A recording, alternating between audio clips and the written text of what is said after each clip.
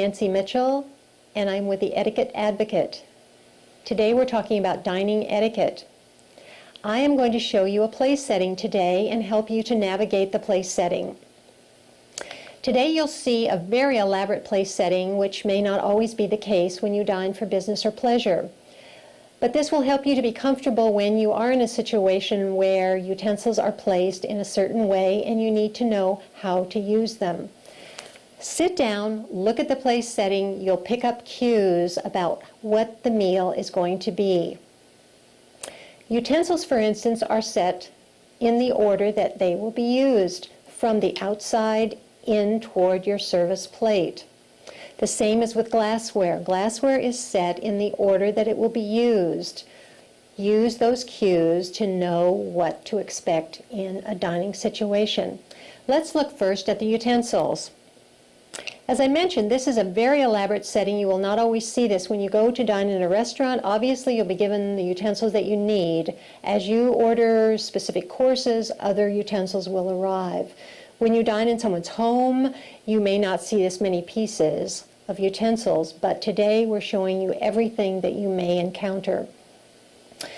Knives and spoons are going to be set to the right of the plate. Forks are going to be set to the left. Let's start to the right of the plate. The small fork that's set in the bowl of the soup spoon tells you there'll be a seafood cocktail. Next is going to be a soup, because there's a soup spoon. The next spoon that you see is going to be for coffee or tea. The next knife you see is going to be for a fish course. The next knife is going to be for a salad course, because in the United States we serve a salad before the entree is served. The next knife and the final knife closest to your plate will be for your entree, your main course.